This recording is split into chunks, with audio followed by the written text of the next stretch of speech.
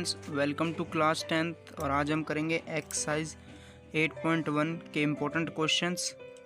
तो आज हम स्टार्टिंग के 5 क्वेश्चन कंप्लीट करेंगे और अगली वीडियो में एंड के 5 क्वेश्चंस कंप्लीट करेंगे। तो शुरू के जो पहला क्वेश्चन है वो है ट्राइंगल ABC में जिसका कोण है बी समकोण है, यानी बी जो कोण है एंगल जो है वो 90 डिग्री का है। ठीक है, AB इज इक्वल टू है 24 सेंटीमीटर और BC is equal to 7 centimetre.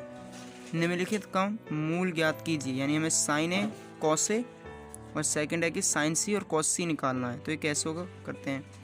इसके लिए पहले हमने एक ट्रायंगल ड्रॉ किया ABC ट्रायंगल। उसने बोला कि बी समकोण, यानी बी पे 90 डिग्री का एंगल है, यानी 90 डिग्री है। ठीक है, AB की दे दी हमें 24 सेंटीमीटर दे रखी है लेंथ, वहीं BC की 7 सेंटीमीटर। तो हमें AC निकालना पड़ेगा। AC निकालने के लिए पहले हमने पाइथागोरस थ्योरम का यूज़ किया समकोण त्रिभुज ABC में। अभी जितना क्वेश्चन बोल रहा है सिर्फ उतना करो, कि हमें क्वेश्चन में 2 साइडें दी हुई थी, तीसरी हमें निकालनी है। तीसरी निकालने के लिए मैंने करा पाइथागोरस थ्योरम्स का यूज़। तो यानी AC का square is equal to AB square plus BC square.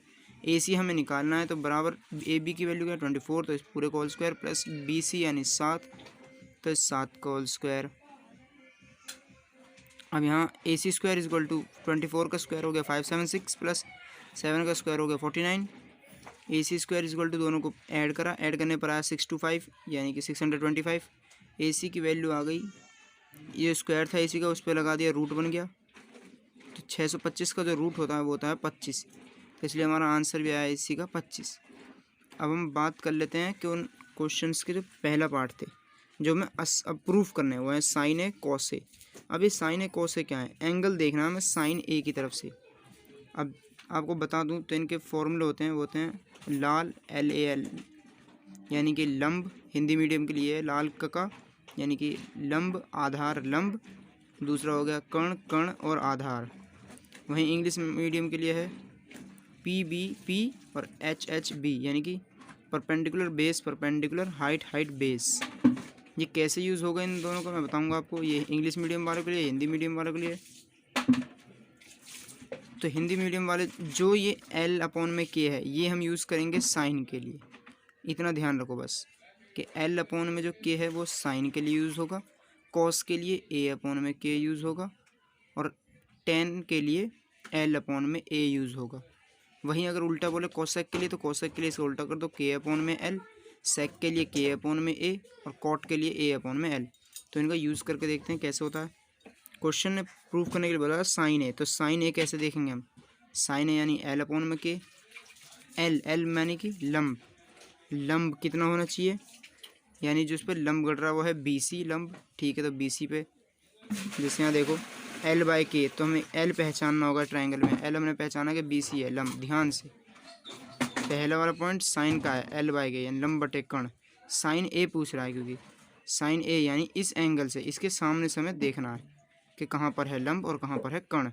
तो ए की नज़रों से देखा जाए तो BC जो है वो लंब है और कर्ण जो है वो AC है। तो हमने लिख दिया इसी तरह BC/में AC। BC की वैल्यू जो थी वो लिख दी 7/में AC की वैल्यू लिख दी 25। यहीं पर काम ख़त्म इसका। अब है कॉस ए, कॉस को भी A की साइड से देखना, यानी कॉस A, यानी यहाँ पे रखो कॉस को, अपने कॉस A को देखो यहाँ से। तो कैसे देखेंगे A/K यानी कि आधार यानी AB और कर्ण हमारा AC। तो इस कॉस की जो वैल्यू बनेगी वो बनेगी AB/में AC।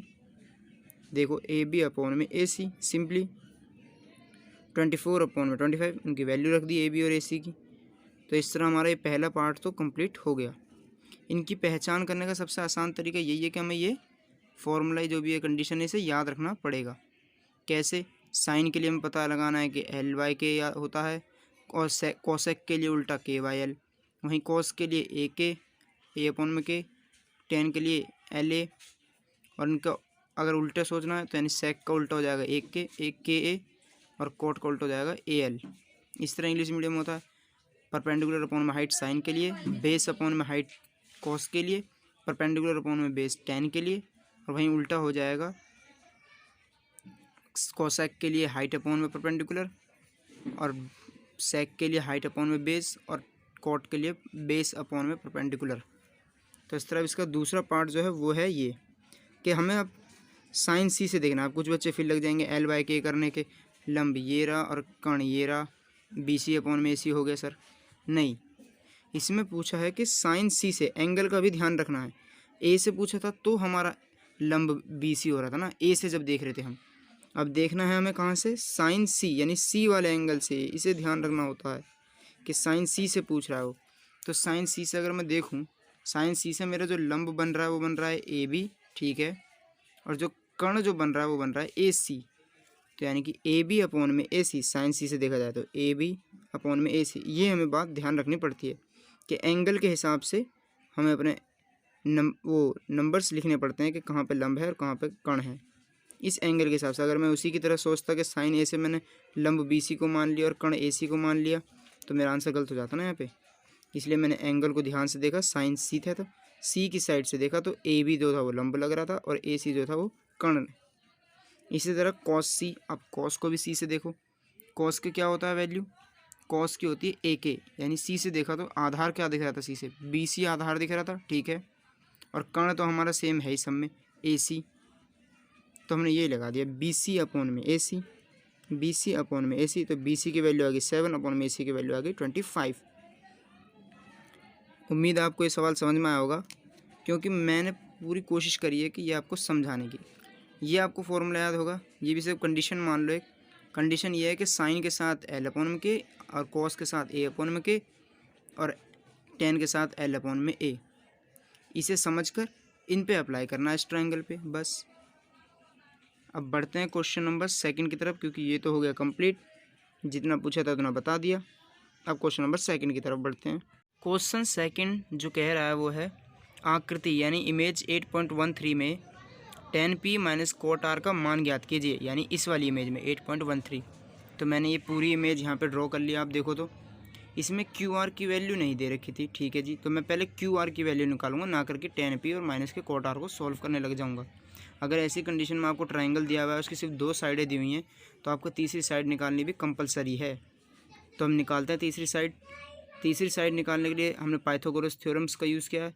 तो समकोण ट्राइंगल यानी समकोण त्रिभुज पी क्यू आर में जो पी आर का square is equal to P Q का square is plus Q R का स्क्वायर, किससे, पी जी टी यानी पाइथागोरस थ्योरम से। इसे भी मैंने नहीं निकाला, ऐसा मानो, क्योंकि अभी इसका आंसर नहीं है क्यू आर का, वो तो मैंने निकाल रखा था वहाँ पे। अभी क्यू आर हमें निकालना है पूरा। क्यू आर कैसे निकलेगा, पहले पी आर की वैल्यू लगाओ।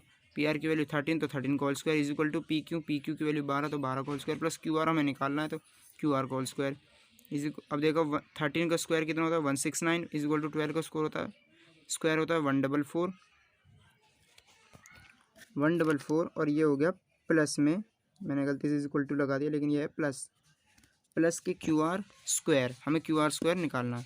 तो क्यू आर यहाँ पे रखा, उसका स्क्वायर जो था वो रूट बन गया 25 का, माइनस करने पर इन दोनों को अगर माइनस कर दो, ये यहाँ पर चल जाएगा, माइनस हो जाएगा, 169 में से माइनस होकर बनेगा 25 को यहाँ रख लिया, और क्यू आर का जो स्क्वायर था वो उस पर रूट लग गया, तो 25 का रूट आ गया 5।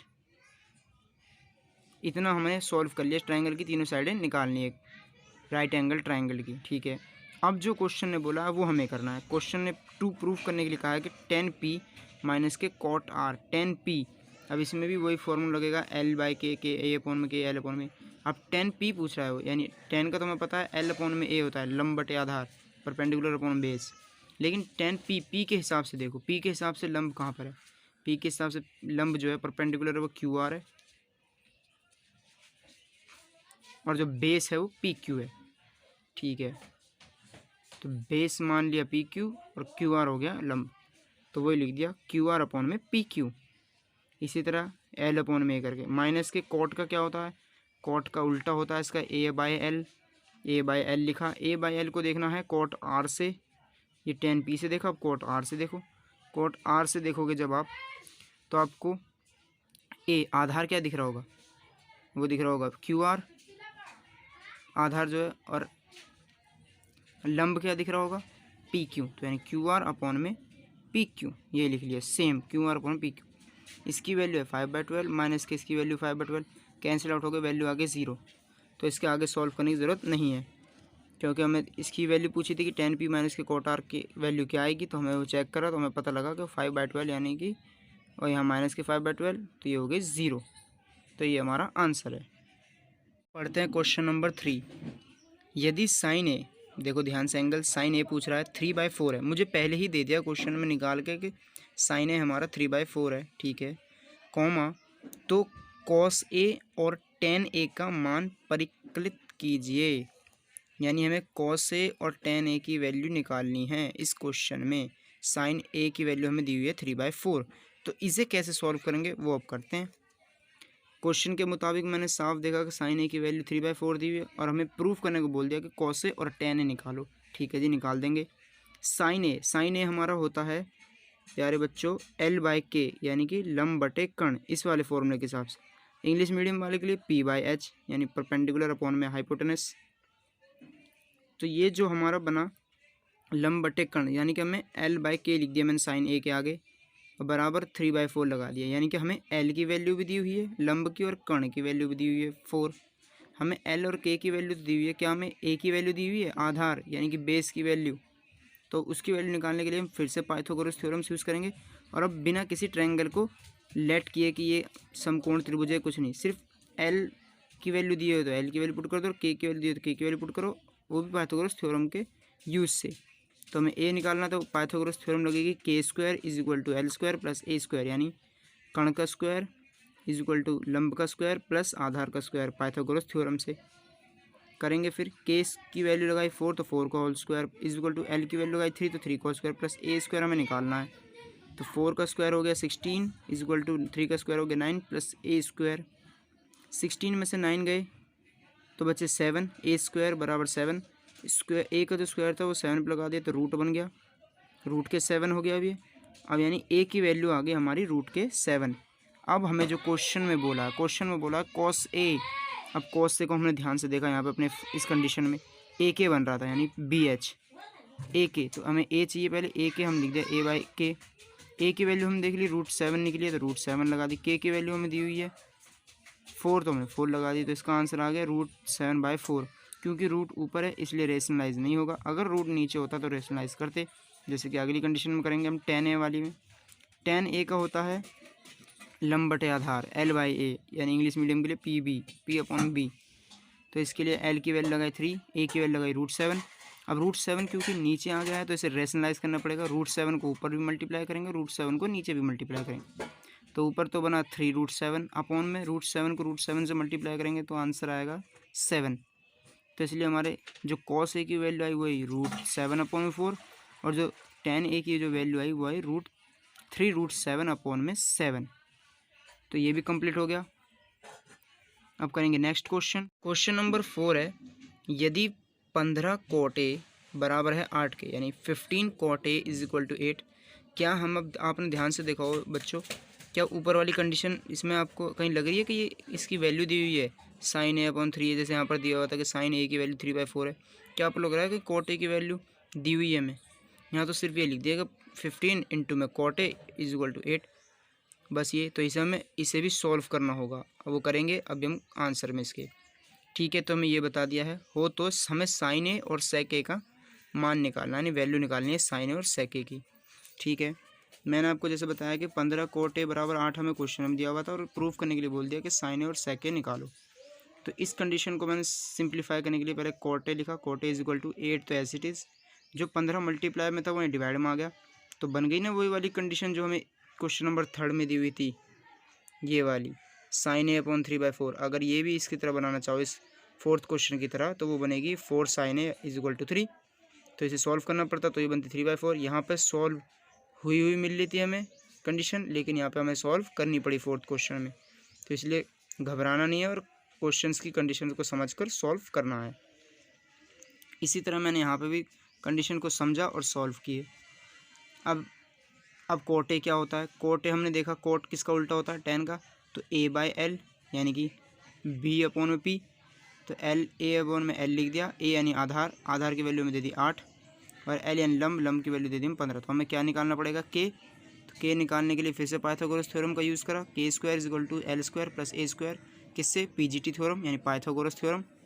तो k square is equal to l की वैल्यू क्या दे रखी है, एल की वैल्यू दी हुई है 15, तो 15 का होल स्क्वायर प्लस ए की वैल्यू दी हुई है 8, तो 8 का होल स्क्वायर। अब फिर दोबारा आगे करेंगे, के स्क्वायर इज इक्वल टू 15 का स्क्वायर हो गया 225 प्लस 8 का स्क्वायर हो गया 64।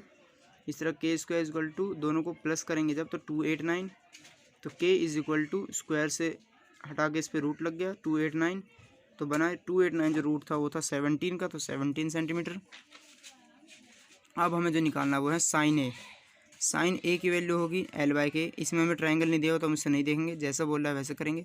साइन ए मतलब एल बाई के, तो एल बाई के लिखा, एल की वैल्यू लगाई 15 और के की वैल्यू आया 22, 17, ख़त्म इसका काम। सेक ए का हो गया कॉस का उल्टा यानी के बाई ए, तो के बाई ए लगाया, के की वैल्यू है 17/8, ए की वैल्यू। सिंपली सिर्फ आंसर हमें यहाँ तो निकाल लेना है के एल और ए की वैल्यू, उसके साथ साथ यहाँ समझना भी ज़रूरी है एंगल के साथ साथ कि साइन ए का मतलब क्या होता है, इसलिए ये आपको याद करना बहुत ज़रूरी है। हिंदी मीडियम वालों के लिए तो सिंपल सा है, अगर याद करना चाहें तो इसे लाल कका हो गया याद। इंग्लिश मीडियम वालों के लिए होगा PBP और HHB का।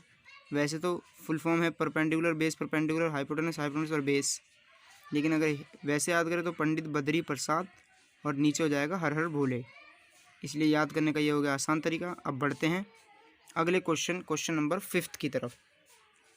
यदि यही आज का लास्ट क्वेश्चन है इस वीडियो का, तो ये क्वेश्चन नंबर 5 है। यदि सेक थीटा बराबर है 13/12 के हो तो अन्य सभी त्रिकोणमितीय अनुपात परिकलित कीजिए, यानी कि हमें सभी निकालने हैं इसमें सिवाय सेक थीटा को छोड़कर, क्योंकि सेक थीटा हमें निकला हुआ दिया हुआ है। तो सेक थीटा दिया हुआ है, सेक थीटा किसका होता है, सेक यानी कोस का उल्टा के बाई ए, तो के बाई ए यानी के की वैल्यू दी हुई है और ए की वैल्यू दी हुई है। एल की वैल्यू निकालेंगे, पहले एल की वैल्यू निकाली पाइथागोरस थ्योरम से, के की वैल्यू लगाई 13 का square equal to L square plus A की वैल्यू लगाई 12 का whole square 169 equal to L square plus 12 का स्क्वायर हो गया 144, 169 में से माइनस कर दिया 144 बराबर एल स्क्वायर, माइनस करने पर आंसर आया 25, स्क्वायर से रूट लगाया, 25 का रूट होता है 5 सेंटीमीटर आ गया, तो यानी एल की वैल्यू होगी 5। अब क्वेश्चन ने बोल दिया कि हमें सारे ट्रिग्नोमेट्री फंक्शंस की वैल्यू निकालनी है। सेक थीटा की निकली हुई दे रखी है, सेक थीटा को एक्सेप्ट करके यानी छोड़कर sine theta cosec theta cot theta tan theta cot theta इन सब की निकालनी। तो कैसे निकालेंगे, साइन थीटा पहले, साइन थीटा का मतलब एल बाई के, एल की वैल्यू एल बाई के लिखा, ठीक है, एल की वैल्यू लगाई 5, अब के की वैल्यू 13, ठीक हो गया। कोसेक साइन का उल्टा होता है, इसका उल्टा कर देंगे के बाई एल यानी 13/5। इस तरह कॉस का हो गया ए बाई के, कॉस के हिसाब से ए बाई के आधार बटे कर्ण, तो आधार की वैल्यू लगाई और कर्ण की वैल्यू लगाई। कॉस थीटा का उल्टा होता है सेक थीटा में क्वेश्चन में दिया हुआ था इसलिए हमें निकालने की ज़रूरत नहीं है, सेक थीटा को छोड़ो। फिर उसके बाद टेन थीटा की वैल्यू होती है फॉर्मूले के हिसाब से एल बाई ए यानी लंब बटे आधार, तो लंब बटे आधार यानी लंब की वैल्यू 5 आधार की वैल्यू 12। और टेन का उल्टा होता है कॉट थीटा, तो कॉट थीटा यानी उसका उल्टा ए बाई एल यानी आधार बटे लंब, तो बराबर हो गया 12/5। तो आज की वीडियो में बस इतना ही, यही थे हमारे लास्ट क्वेश्चन। वीडियो देखने के लिए बहुत बहुत शुक्रिया, thank you watching my video. अब कल आएंगे नेक्स्ट वीडियो के साथ अगले 5 क्वेश्चंस को लेकर, पर जो अब आगे वाले क्वेश्चंस होंगे वो होंगे मोस्ट इंपॉर्टेंट, क्योंकि ये थे बेसिक क्वेश्चन आपको ये समझाने के लिए कि एल अपॉन में के और ए अपॉन में के और एल अपॉन ए का यूज़ कैसे होता है। तो वो मैंने इस वीडियो में कोशिश करी है पूरा सिखाने की। तो वीडियो देखने के लिए बहुत बहुत शुक्रिया, थैंक यू।